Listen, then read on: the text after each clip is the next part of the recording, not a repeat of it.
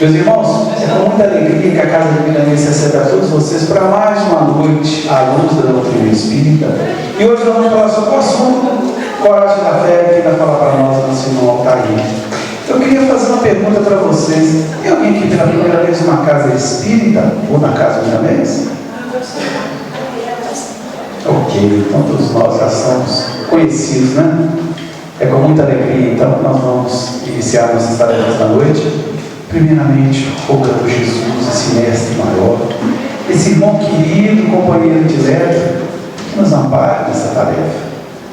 Ô Jesus, irmão maior, vem o Rabi da Galileia, aqui estamos, mestre amados, com os corações abertos, agradecidos primeiramente pela oportunidade para que nos encontrarmos para ouvir as tuas palavras.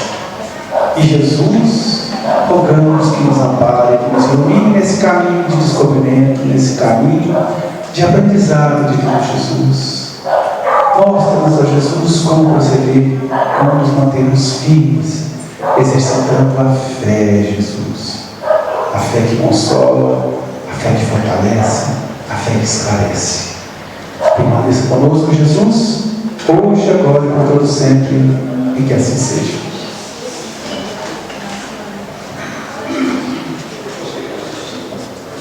Uma boa noite a todos. Jesus e a espiritualidade amiga possam nos conduzir, nos amparar, para que juntos a gente possa fazer o estudo dessa noite.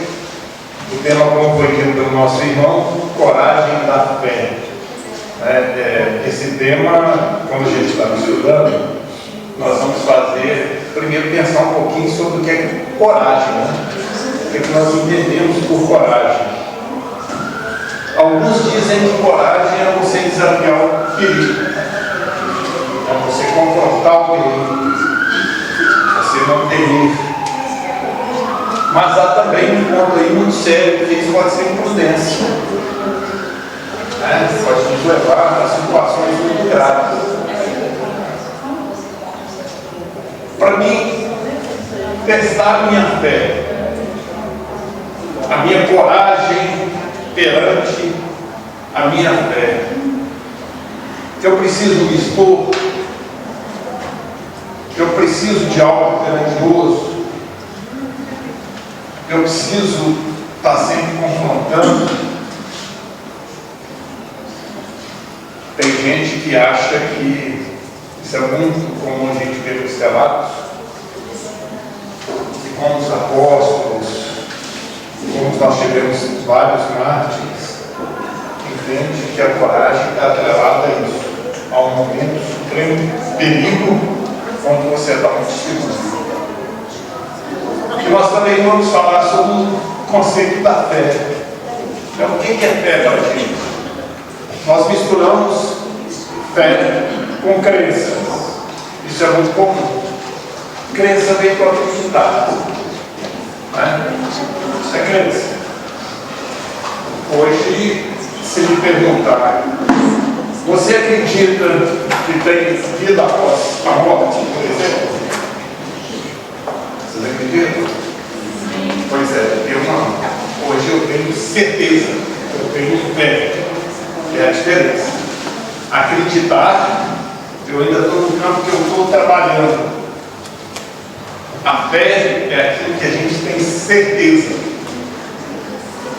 A gente sabe, mesmo sem perceber, sem poder tocar, sem poder ver, mas intimamente eu tenho certeza daquilo. Tanto que os grandes empresários, os homens bem-sucedidos, eles são dotados desse sentimento, dessa certeza. Não sabem de onde vem, mas tem essa certeza. Para mim, ter fé em Deus, primeiro eu passo no campo do acreditar. Por que eu passo no campo do acreditar? Porque desde pequeno me é ensinado que eu devo crer em Deus. A gente vai crescendo, vai amadurecendo, vai passando por experiências onde a nossa coragem vai sendo testada até que a gente chegue efetivamente na fé, nessa certeza. E quando essa certeza é inabalável, nós nos tornamos seres humanos, pessoas pacíficas, porque nós saímos do conflito, do confronto, da dúvida, do medo, da incerteza. Esses sentimentos,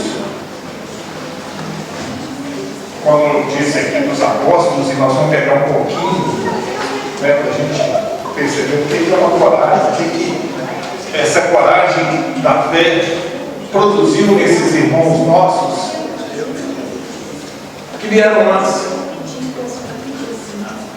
Imagina na época de Jesus, vamos fazer o exercício de voltar um pouquinho atrás. Nós tínhamos o Império Romano, que determinava tudo.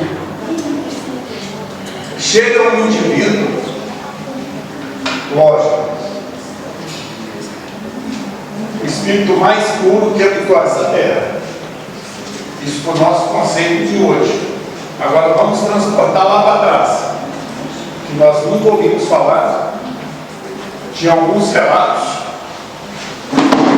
e ele começa uma pregação e começa a movimentar esse meio. E 12, que foi escolhido por ele, e aí eu posso ver esse número aí, uns 80 aí daquela época, espíritos comprometidos que vieram encarnar logo com aquela missão, mas passam a ser dotados de uma crença tão forte que passam a segui-lo, passam por processos muito sérios enquanto estávamos com ele a caminho e principalmente assim que ele desencarna. E aí a coisa fica mais séria. Porque eu saio do ponto do acreditar, porque eu acreditar, eu estou caminhando com ele junto, eu estou vendo, a crença está ali. Ele está fazendo prodígios, eu estou vendo coisas acontecerem, ele na fala leva multidões, está fácil, eu estou caminhando com ele. Mas quando ele desencarna e sai, para mim trabalhar essa fé, eu vou ter que ter uma coragem mais sólida. Porque eu fiquei meio que desamparado. Enquanto ele estava presente, eu tinha um escudo. Jesus era o Evangelho vivo. Nós sabemos. Seus discípulos iriam ter que começar a vivenciar isso. E tanto é verdade isso, que muitos deram conta. A exemplo de Pedro. Né? Quando ele disse para Pedro que ele renegaria Jesus 3 vezes. Vocês já imaginaram, gente? Porque a gente vai lendo essas passagens e hoje é muito comum a Pedro renegou Jesus 3 vezes, tentando vivenciar isso. O que não representou isso para Pedro, mesmo tendo sido avisado que poderia acontecer, como de fato aconteceu, e ele ter força depois para continuar caminhando. Aí entra coragem. Entra coragem, porque na manhã seguinte, Pedro estava totalmente derrotado. Mas Jesus sabia que ele ainda estava no campo da crença, que essa fé estava sendo trabalhada, que ela precisava ser conquistada ainda por todos.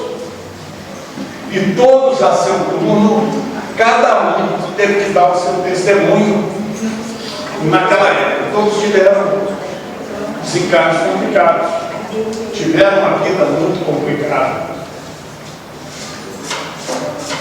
tiveram que sair da crença, vivendo o Evangelho de Jesus pelo amor, para até chegar na fé, na certeza. Pedro conseguiu. Foi um dos que conseguiu ainda encarnar. Né? Como a gente sabe que ele conseguiu? Pelas obras que Pedro fez depois que Jesus desencarnou. Ele continuou o trabalho do Evangelho. Ele curou o paralítico. Ele deu o testemunho dele. Porque não basta eu virar aqui ou tentar fazer um prodígio simplesmente com a fala. Não vai resolver nada.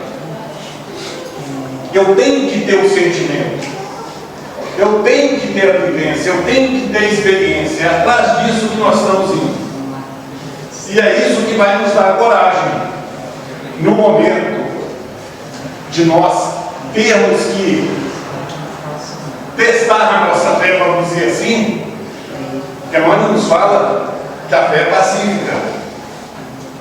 E ela é pacífica porque aquele que passou, que chegou na condição de confiar, né, em Deus, a exemplo aí, que a gente pode trazer aqui para contextualizar, Francisco de Assis, né? Essa história nós já contamos aqui, ele um discípulo viajando e tinha que chegar num determinado monastério, né?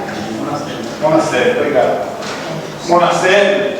E quando eles estavam chegando, muita neve, os dois cansados, eles chegaram batendo na porta, a pessoa que estava na porta abriu a janelinha e falou: é Francisco. Quem estava do lado de dentro falou: que Francisco? O quê? Fechou. O discípulo que estava com Francisco de Assis entrou em pânico. Falou: nós vamos morrer. O único lugar, o único abrigo é esse. O sujeito abre a porta em que Francisco fecha. E Francisco de Assis começou a pular, a sorrir, ficou feliz. E o discípulo pensou o seguinte, ficou louco, né? No desespero, no pânico, enlouqueceu. E perguntou para ele, chamava ele de Pai Francisco: Pai Francisco, pelo amor de Deus, nós vamos morrer, nós estamos aqui abandonados, você está pulando. Ele falou: meu filho, você não entendeu, eu vivi a minha vida toda esperando um momento desse, por esse momento, porque agora nós estamos 100% na mão de Deus, ninguém pode nos auxiliar, nós estamos 100% na mão de Deus. E aí a história prossegue. Esse rapaz que estava na portaria lá, vamos dizer, esse nome foi lá para dentro, chegou e comentou com alguém, falou: bateram na porta, esse aqui, eles falaram que era Francisco.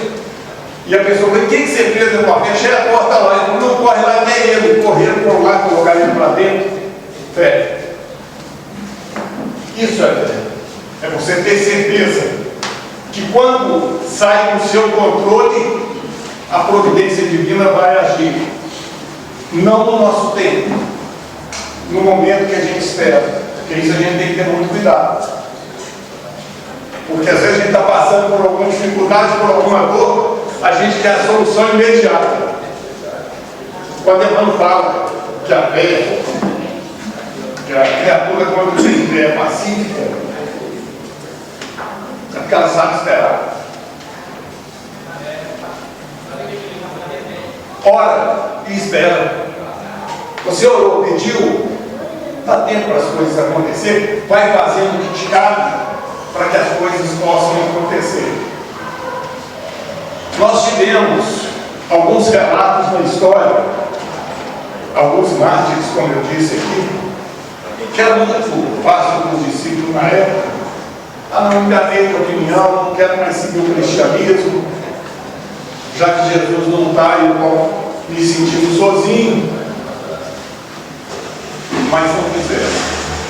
E muitos seguiram esse caminho para que a gente estivesse aqui hoje. Eu vou dar um pouco do salto nessa história para chegar a Kardec.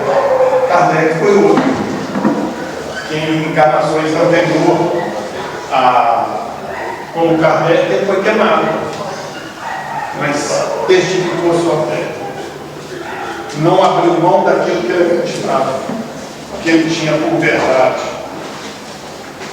Kardec então retorna, esse espírito retorna com Kardec, né? E traz para a gente a codificação da doutrina espírita. Tem até o filme aí que é muito interessante de se ver, tá? Muito gostoso até. Que aí dá para a gente entender um pouquinho do que ele passou lá atrás. Eu posso falar para vocês que eu sou nascido em 65, na década de 70, 75, meu pai sempre foi espírita. Você não podia falar na rua, você era espírita, muito menos na escola. A gente tinha dificuldade. Imagina há 165 anos atrás, quando uma pessoa letrada, conhecida como era Kardec, um cientista da época, abraça a doutrina e faz esse trabalho maravilhoso. Coragem e fé. Pois não. Foi essa época que as pessoas podiam realmente longe do governo ficava vigilando, era uma reunião fechada. Já foi bem depois. Ou foi antes? Não, já foi bem depois. Foi depois? Foi depois. Eu conheci, foi um contemporâneo meu, um presidente, esse chegou até a ser presidente de uma fraternidade aqui em Belo Horizonte, Mateus e Tomás, no bairro Concórdia, chamava de Djalma. Ele conheceu o espiritismo, ele era delegado, fiscalizando. Naquela época, 60, 70, era muito vigiado. Era muito vigiado. Então, passava por esse processo todo. Então, Kardec passa por ele, e óbvio, sempre quando vem um personagem dessa natureza, desse tamanho, vem vários junto com ele para dar sustentabilidade. É sempre assim. Se você pegar Moisés, Jesus com os apóstolos e todos que estiveram com ele, se você vier trazendo a história, sempre tem todos aqueles que estavam próximos, atraídos pela necessidade, e todos comprometidos, dando sustentação. E até hoje nas casas espíritas deveria funcionar assim. O que é uma casa espírita? É um grande lar, é um núcleo. E esse núcleo precisa de sustentação, mas essa sustentação precisa de uma base. E qual que é uma base de uma casa espírita? Pentateuco de Kardec. O que era a característica desses apóstolos, Kardec e tantos outros que passaram? Disciplina. Disciplina não acreditava. Eles tinham a mensagem do Cristo e têm como verdadeira e única.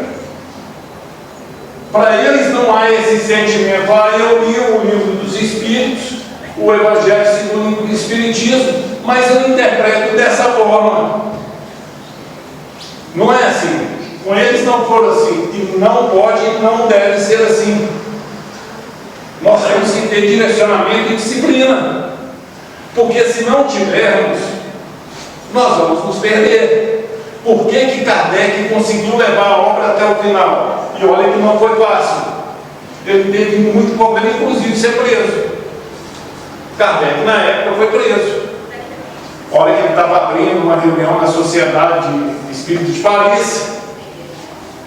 Chegou lá o responsável pela lei da época e deu voz de prisão. Ele chegou a ser preso. Mas ele não arredou o pé daquilo que era, do que ele tinha que fazer e do que a doutrina trazia. Ele foi fiel. Ele teve fé. Ele é peditor. Então, porque tem um processo maravilhoso que passa pelo filme, que é uma das passagens mais lindas do filme. Ele tem um desmaio, tem um desdobramento, vê os livros sendo queimados e aquilo espalhando para o mundo. Cada livro daquele que estava sendo queimado se transformava numa centelha que ia sendo divulgada e espalhando. Gente, para a gente falar hoje, não dá para a gente mensurar, para a gente ter a noção do tamanho do problema que Kardec teve para escrever. Por que eu estou trazendo isso aqui? E o que isso tem a ver com o nosso estudo? Você ter a coragem de se expor dessa forma, que é o ponto que eu quero chegar, para a gente levar o estudo daqui para frente, que o tempo é curto, mais ou menos dentro disso. E você se manter dentro da disciplina e seguir aquilo que está proposto, não é mentira. Por que eu trouxe isso como exemplo? Vamos trazer para a gente hoje nos nossos lares. O Evangelho nos pede e nos dá uma receita de vida. Receita de vida eterna, de espíritos eternos que somos, bem como os nossos filhos, nossa esposa, nosso marido, ou todos aqueles irmãos que compõem o nosso lar. Nós estamos sendo fiéis, estamos tendo a coragem para ter uma fé que possa sustentar esses ensinamentos, ou nós nos deixamos levar pelo que o meio nos oferece, nos oferta.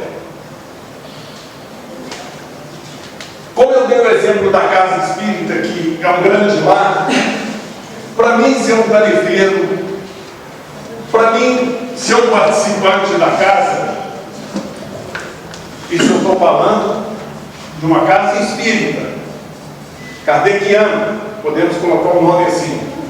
Eu tenho que ser fiel a esses ensinamentos. E deles eu não posso abrir mão. Não tem como barganhar. Não tem como negociar. A disciplina que é cobrada deles, eu tenho que colocar no meu íntimo. Não é assim que Jesus fez, ele não foi o Evangelho vivo. Todos aqueles que passaram, que cresceram, não foram, porque não é o que eu vou falar, é o que eu vou fazer, como eu vou agir, como eu vou me portar. Não é? Isso é que vai fazer a diferença. No nosso lar, é a mesma coisa. Eu não posso abrir mão de Jesus dentro do meu lar. Eu tenho que ter essa coragem de confrontar o mundo e estabelecer a luz do Cristo dentro do meu lar. Porque se eu não fizer isso, enquanto meus filhos estiverem pequenos e forem crescendo, depois eu não vou conseguir. Vai ficar mais difícil, vai ficar mais complicado. Nós já estudamos aqui, eu já trouxe isso. Um estudo do Rosano Klinger, que é um psicoterapeuta, traz muito dentro da doutrina, de um estudo que foi feito com 2 grupos de pessoas que tinham problemas de vícios, todos os 2 grupos com 22 anos de idade.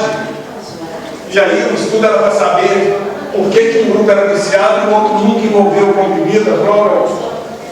E começaram a fazer o estudo, e só resumindo, chegaram aos 6 anos de idade, todas aquelas crianças que tiveram contato com algum meio religioso até os 6 anos, não foram para o caminho das drogas, da bebida, dos vícios.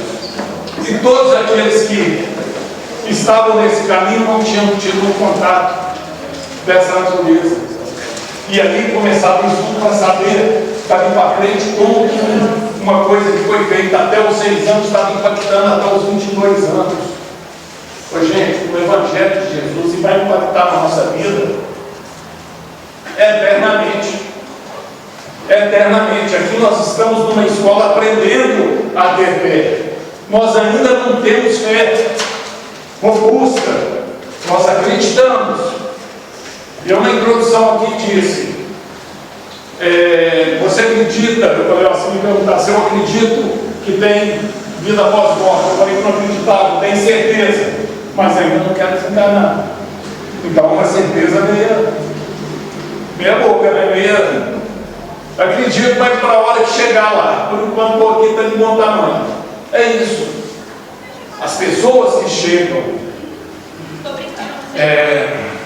na capacidade de ter essa fé absoluta, isso não perturba. Falar da morte, estar próximo da morte, vivenciar momentos que são naturais, não traz nenhum desequilíbrio. Pode trazer a dor do apego. O que é a dor do apego? Essa dor da convivência. Nós somos casados, por exemplo, você está com sua esposa, você tem um apego. Houve a separação, o rompimento. Lógico que esse apego vai ficar, mas ele é momentâneo. Mas não há o desespero. Não há o desespero. Isso é processo da fé. Você ter certeza. Trazendo um traço aqui que é interessante. O pessoal estava cantando aqui. Estavam cantando. Meu pai já desencarnou 15 para 16 anos, né? Não para nada, isso é uma maravilha. Teve uma música que tocou, que a gente cantava muito na fraternidade, e você percebe uma comunicação. O que é isso? Uma sintonia, uma saudade gostosa, uma lembrança gostosa. Ah, ele estava aqui? Não. O pensamento vai aonde estiver. Se ele estiver equilibrado, como se ele estiver também desequilibrado, né? Nós vamos entrar nessa parte daqui a pouco, ele vai chegar. Isso é com todo mundo. É a certeza que tivemos no contato. Então eu perdi meu pai, não, está em outra dimensão. Minha mãe está em outra dimensão. Mas para mim ter essa certeza, a gente vai tendo que caminhar. E isso não é coisa que você passa de um para o outro ou para um filho. É um trabalho que a gente vai construindo. Quando eu iniciei aqui esse assunto, trazendo para dentro da família, gente, olha como estão as nossas crianças hoje. Olha a dificuldade que os pais estão tendo para conversar com seus filhos, até a nível de autoridade. Estou falando autoridade, não ser autoritário, são coisas diferentes. De autoridade. O seu filho te enxergar como pai e te enxergar como mãe. É sério o processo. Aí nós entramos aí com criança de 8 anos, já começando com o processo de autoextermínio. E não são poucas. E destrói um lar. Porque uma mãe que perde um filho nessas condições é um baque muito grande. E o que falta? A coragem para levar Jesus para dentro do lar. Porque quando a gente fala no Evangelho, se você pegar aqui no capítulo 24, no item 13, ele vai iniciar dizendo o seguinte: quem se envergonhar de mim, né? Vou até pegar a fala toda completa aqui, que fica mais fácil para trazer dentro do contexto do Evangelho. Aquele que me confessar e me reconhecer diante dos homens, eu também o reconhecerei e confessarei diante de meu Pai que está nos céus. E aquele que me renegar diante dos homens, também eu o renegarei diante de meu Pai que está nos céus. Mateus capítulo 10, versículo 32 a 33. Como que meu filho vai entender esse processo se eu não levar essa luz para ele? Como? Gente, conviver com os filhos é fácil, não é? Porque se ali você conhecer, você vê as tendências, nós somos imperfeitos, eles também, né? E conviver com Deus, porque nós estamos falando de pai e filho. Deus é absoluto. Deus é absoluto. Nós somos seres ainda imperfeitos. Para mim, aproximar de Deus, eu preciso de quê? Evolução. E como que eu consigo essa evolução? Nos processos reencarnatórios. Aí nós vamos para o plano espiritual e vamos criar uma nova família. O Altair e a Conceição vai receber a Eliane, a Andréia, a Simone como filhos. E Altair e a Conceição dizem o seguinte: chegar lá, nós vamos levar o Evangelho, vamos levar vocês para a casa espírita, vamos desde a primeira infância, viu, gente? Porque tem evangelização na casa espírita, nós vamos para lá, pode deixar que nós estamos resolvidos. Aí a Altair e a Conceição casam, recebem os filhos, as filhas. Na primeira infância, não vamos à fraternidade hoje não, sábado, tem festa de fulano, vamos para lá, e vai distanciando. Daqui a pouco, a infância passa. A primeira infância, que é dos primeiros aos 7 anos, em que a espiritualidade do Evangelho nos mostra que é o momento em que o espírito está mais propenso às mudanças. E o Altair e a Conceição estão viajando com as crianças, clube, toda festinha, todo show infantil, roupinha bonita, e as meninas estão na moda.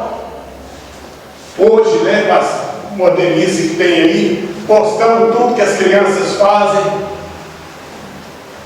passa a primeira infância. Daqui a pouco o Altair chega em casa e a Conceição vira e fala assim: Altair, Eliane chegou com cheiro de bebida. Aí dá aquela dorzinha no coração: não, mas isso passa. E não vai passando, e o problema vai crescendo.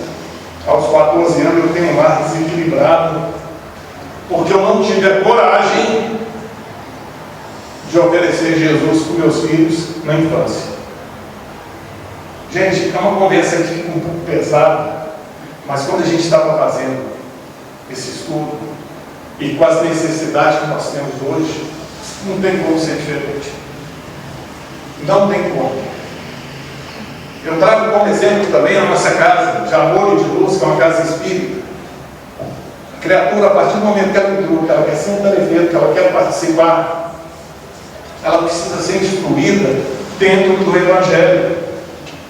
A primeira coisa que tem que levar para ela é o Evangelho, para ela entender o processo.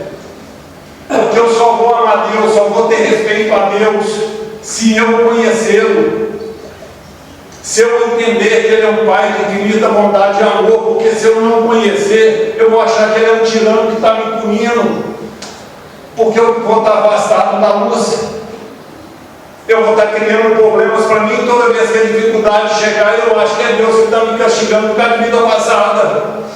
E olha que dentro da casa espírita nós temos um punhado de gente pensando assim, e não é. Deus não pune ninguém. Nós é que através de nossas ações é que criamos situações difíceis que depois vamos ter que resolver. Mas se eu dou uma base para os meus filhos sólidas, a probabilidade deles caírem espiritualmente falando, não estou falando aqui de matéria, porque se a gente for pegar por matéria, vai dar problema. Porque o nosso conceito de sucesso da matéria, o que é?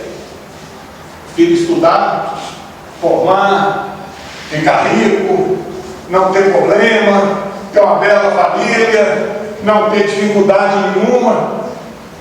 Mas isso não é os ensinamentos de Jesus e muito menos o processo reencarnatório no mundo de provas e expiações. A grande riqueza da vida do Espírito vai ser passar por todas as dificuldades com equilíbrio, com a fé, com essa fé que traz aquela certeza que tudo passa. Momentos felizes vão passar, momentos de crise vão passar, momentos de dores vão passar. E olha aqui, pelo público que tem aqui, eu garanto a vocês que daqui 40 anos, nós todos aqui já passamos. Seguramente. Se ficar alguém é porque já está, como diz um amigo nosso, já está ansioso e está esperando só olhar aí. Mas provavelmente todos nós já vamos estar no plano espiritual. Tem umas mocinhas ali atrás que não está mal tiquinho, jovem ali, mas a gente já está na vida. É algo de se assustar? Processo natural. Processo natural. E algo que mais dá peso na família. Fazem uma experiência quando você estiver em família, numa roda de conversa, chega assim e fala assim: você já pensou com a mãe ou com o pai que estiver? Já pensou em perder um filho? A primeira resposta que ele vai te dar é essa: não muda de assunto, você está ficando doido para ver se é assunto para trazer para aqui. Exatamente.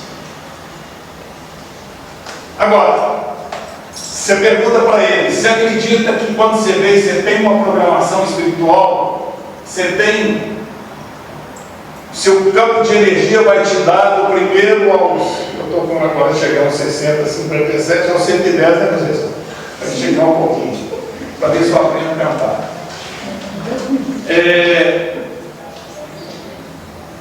Você acredita que você tem esse período? Acredito.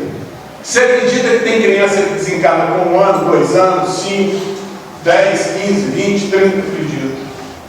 E por que o senhor não pode desencarnar? Percebe? Porque nós falamos da boca para fora. A nossa crença é da boca para fora. Porque quando a gente tem a fé, muda o contexto. Quando a gente fala de fé, a gente fala materialmente pensando. Eu tenho fé que eu vou ficar rico. Eu tenho fé que meu filho vai ser bem sucedido. Eu vou colocando dessa forma. Mas o meu filho tem uma programação divina. Eu também tenho. Se a riqueza não fizer parte dela nessa encarnação, acabou. Não vai resolver. Não vai resolver, não adianta. Tudo que eu fizer é nadar contra a correnteza. E aí, a sabedoria divina, através do Espírito, vai nos dar essa condição. Vai nos deixar dando braçada até a gente cansado e vai para a época que não dá. Eu vou por aqui então. Esse conceito materialista que nós estamos hoje, que todo segmento religioso, gente, eu posso falar do nosso, Não é? Nós estamos no meio espírita. Nós falamos em Espiritismo, nós falamos em Jesus, nós conhecemos de cor os mentores que nos acompanham, que a gente tem uma afinidade, principalmente Meirei, Zé Grosso, Palminha, Sheila, e por aí vai. Esses que mais a gente... Bezerra de Menezes, Miramês. E é muito interessante isso, porque dentro da nossa fé, dentro daquilo que a gente consegue perceber, a gente conhece todos eles. E se diz até íntimo. Eu sei cantar a música da Sheila, do Miramês, do Zé Grosso, né? Também já porque ama demais. Mas tem uma pergunta para fazer. Será que eles nos conhecem? Eles nos conhecem? Eu conheço eles todos. Mas será que efetivamente Bezerra de Menezes me conhece? Tem sintonia comigo? Nossa irmã falou sim, obrigado, tomara. Vou explicar o que é. Para eles me conhecerem, para eles ter sintonia comigo, eu tenho que vibrar no mesmo patamar deles. Em atos, pensamentos, eu tenho que aproximar o máximo. Olha o que é isso. É muito gostoso ouvir falar de Chico Xavier, não é? Dentro do meio espírita não tem outro nome que traz atualmente tanta alegria, que foi contemporâneo a gente. Mas será que nós temos a coragem que Chico Xavier teve diante da fé?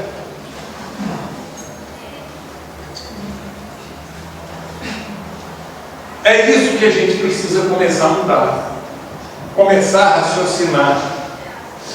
Eu preciso de Deus, eu preciso de Jesus, eu preciso dos mentores que me auxiliam, mas a chave para eles me auxiliar não está na mão deles.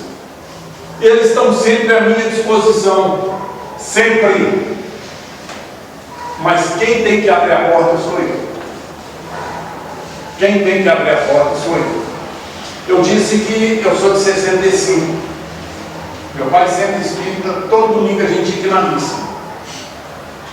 E na época, você não tinha televisão, não tinha distrações como tem hoje. Você aprendia do Papai do Céu, que te vigiava, que te olhava. O Papai do Céu está dentro. É um freio. Quando você vai crescendo e aprende a conhecer, você troca o medo pelo respeito. Você inverte o processo. Você sai do processo de medo e passa a ter respeito. Porque nós temos medo daquilo que a gente desconhece. Nós temos pavor. Se entrar um espírito aqui agora materializar, vão ser poucos que vai ficar aqui dentro. Dependendo do que for o seu primeiro grau, vamos colocar de cima e sair correndo. Mas gente, a gente fala assim com brincadeira, mas aquilo que é desconhecido, a gente tem um certo pavor. E como a gente acaba com esse medo? Trazendo luz para a escuridão, procurando conhecer o processo, procurando entender, mas aí entender intimamente, só não na fala e talvez no conhecimento, né? Aí eu já vi falar que nós estamos aqui no número de encarnados e o dobro de desencarnados. Que na hora que eu cheguei aqui à casa hoje, chegou eu e a Andréia no campo físico. E conosco chegou uma turma. E aí a pergunta é, daí essa turma é espírito de luz? São espíritos bons?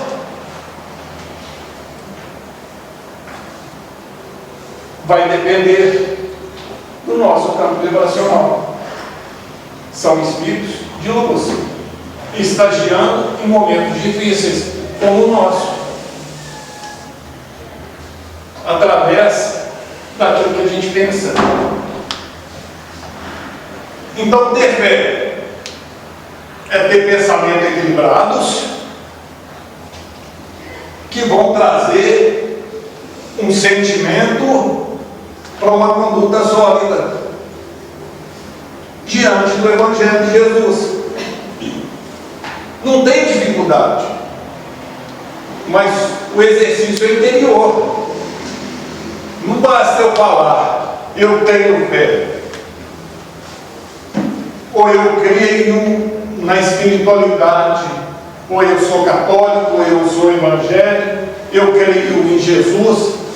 Todos nós cremos, mas eu tenho fé realmente?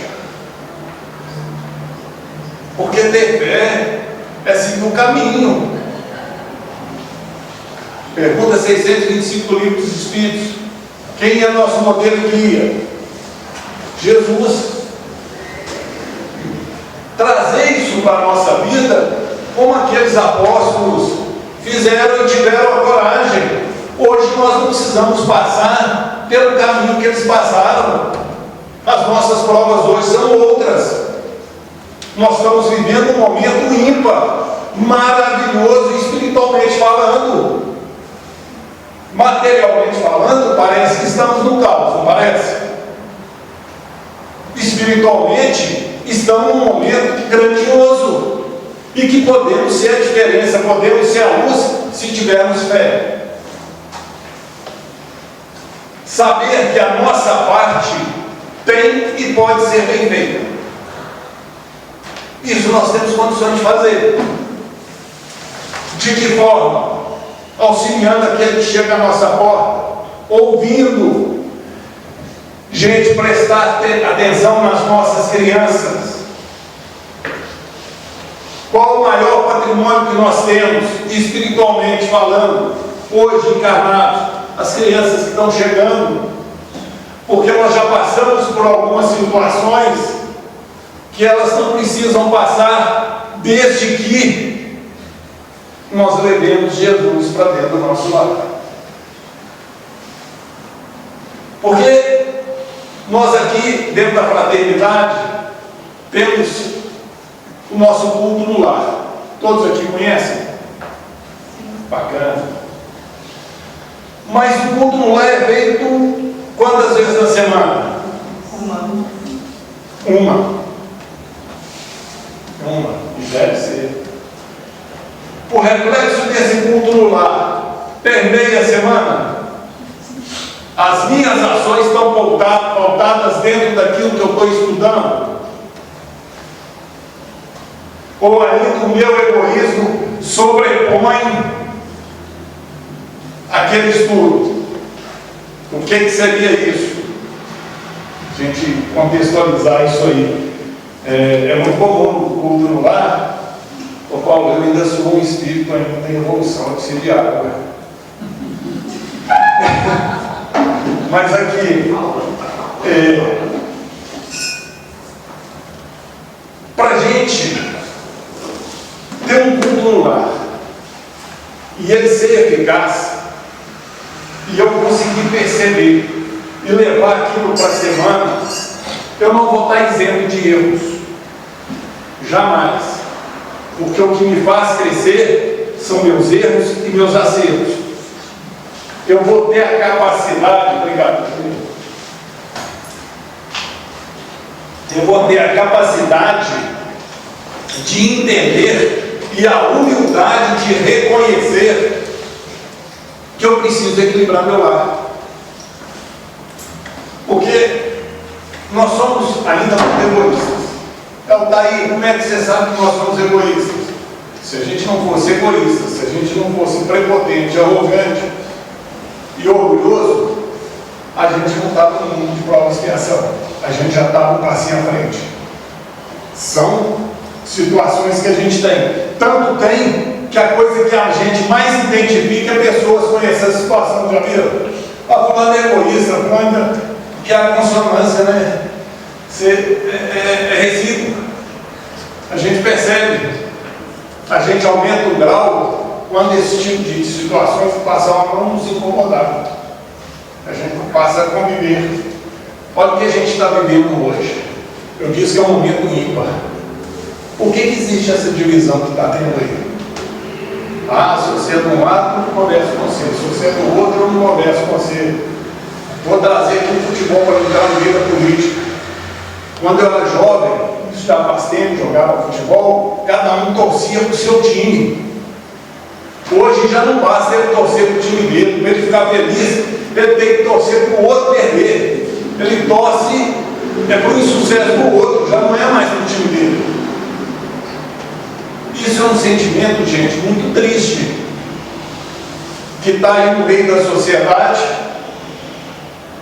Então eu sou contra fulano ou contra ciclano, estabeleço isso como meta e a minha reverência está ali. E há 2000 anos atrás, veio Jesus dizendo que nós somos uma coisa só, que precisamos viver em fraternidade, que precisamos viver em família, em sociedade, mas pautado dentro de uma fé. Fé não é nada misterioso, é disciplina. É eu trazer o Evangelho de Jesus para próximo de mim e dentro daquilo que eu já dei conta, eu caminhar. Nós sabemos que a espiritualidade amiga não espera nada de maravilhoso da gente, não espera. Eles sabem daquilo que a gente dá conta, mas eles esperam o seguinte: o esforço mínimo. O mínimo a gente tem que fazer. E muitas das vezes o que nos falta é boa vontade. A gente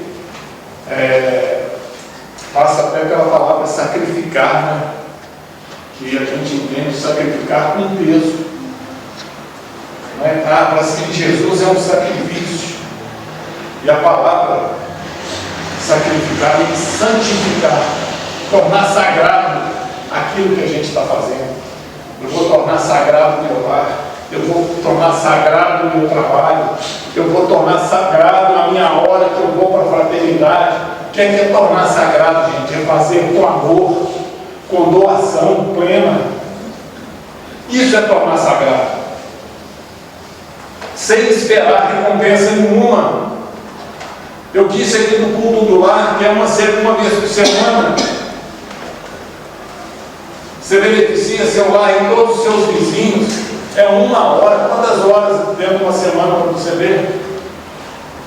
Quantas horas em que você para fazer uma reflexão de como está a sua vida, de como você está caminhando, quais os valores que estão te norteando. A dificuldade que nós temos hoje é essa falta de coragem, de assumir. A realidade é essa, de assumir que eu sou cristão. E que se eu sou cristão, é lógico que eu tenho que ser diferente do mundo. Tem coisas no mundo que não vão me seduzir. E tem coisas no mundo que não podem seduzir meus filhos. Nós estamos numa semana aí muito complicada para isso, onde se fala de aborto, onde se fala de liberação da maconha, já está quase de aprovada a liberação da maconha. E como que nós estamos portando com isso dentro dos nossos lares? Nós vamos deixar isso chegar dessa forma? Porque vai chegar. Gente, nós tivemos um trabalho aqui, há uns anos atrás, que era uma reunião na quinta-feira à noite para dependências. E nós ficamos um tempo nesse meio, eu, André e o grupo, nós estamos contando aqui o fato e não o ato. Você ter um filho, um irmão, um pai com dependência química, gente, é muito triste. E dependência química não é só a droga, não é só a cocaína, a maconha, o álcool faz um estrago muito maior, muito maior. E o lar que não tem vigilância, acaba que as coisas acontecem. A espiritualidade nos dá exemplos simples. Eu dei o exemplo da Conceição, vamos manter esse exemplo. Recebemos as meninas como filho, Vamos supor que a Andréia, na encarnação passada, teve um comprometimento com o álcool, desencarnou por excesso de álcool, foi para o plano espiritual, recebeu todo o atendimento, toda a programação, vem e encarna. Na primeira festinha de família, um artista vira lá e fala assim: olha, molha o bico da criança na cerveja que é para ela não aguar. É a coisa que a gente mais vê. Vocês imaginam o que acontece com esse espírito? Quando você molha e põe na boca da criança, aquele espírito recebe uma carga, porque aquilo está no arquivo. Todos nós aqui já tivemos todos os tipos de vícios. Todos. Que se possa conhecer e imaginar. Nós hoje estamos em abstinência, fortalecendo para não cair de novo. Aí vai lá e molha o bico. Aí você não acompanha seu filho na escola. Aí você não abre a mochila do seu filho quando ele chega em casa, porque a moda agora não pode, porque senão você está invadindo a privacidade dele.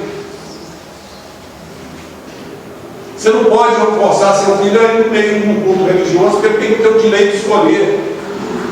Tem sentido isso, gente? Não tem. Não tem. Existe um ditado que a gente escutou uns 20, 30 anos atrás, que os pais da época diziam: abraça seu filho, acolhe seu filho, antes que um traficante o faça. Eu sou de uma família e esses médicos vai para o pai, que já está no plano espiritual, de 13 irmãos. O filho que operado. Graças a Deus. Mas eu nunca vi meu pai bebendo, fumando, dando exemplo. Não que meus irmãos não bebessem, mas ninguém sabe do caminho. O exemplo fala mais que as palavras. Gente, alguma pergunta? Ninguém nos fez pergunta. É o seguinte, está faltando poucos minutos. É um tema complexo. Falar de fé, ler o que a passagem diz do Evangelho. Nós temos um monte de literatura. O objetivo nosso aqui hoje é fazer a gente raciocinar um pouquinho para a gente. Para que a gente se torne pai, irmãos, maridos, com uma consciência um pouco diferente. Com a consciência de que Jesus só vai entrar na minha casa se eu permitir. Que falar de Jesus não está fora de moda. Que a criança, na primeira infância, principalmente na primeira infância, seja numa casa espírita, seja numa casa evangélica, seja numa católica, precisa de uma evangelização. E para que isso funcione, os pais têm que estar juntos, têm que estar acompanhando, para que possam entender o processo. E nesse último minuto eu vou deixar aqui, tem um livro chamado Digna Estrela da Cheia, que narra o que acontece dentro de uma sala de evangelização. Muito gostoso de se ler. Os espíritos que são atendidos, as crianças que são operadas, às vezes de problema sério. Mas essa é a condição, quem tem que trazer somos nós. E quem tem que levar para os nossos filhos somos nós. E dentro de uma autoridade dada tanto pelo meio material como divino. Isso é nossa responsabilidade. Eu espero sinceramente que daqui a pouco a gente se encontre no plano espiritual e que a gente possa olhar um para o outro e perceber que nós aproveitamos pelo menos um pouquinho, que nós conseguimos acender essa luz, mas de maneira verdadeira. Ir num culto, ir numa palestra espírita, ir numa missa, é muito bom, é muito gratificante. Nós temos que ser gratos a Deus a todo momento por isso.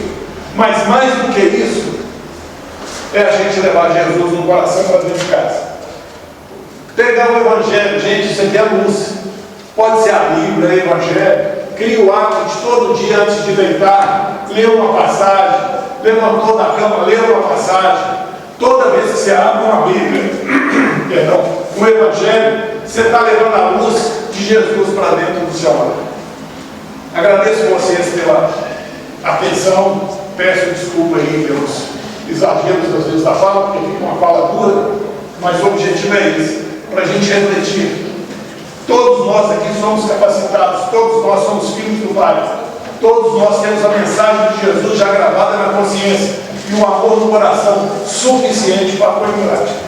Então que Jesus abençoe a cada barra aqui representada nos dois tronos da vida. Muito obrigado.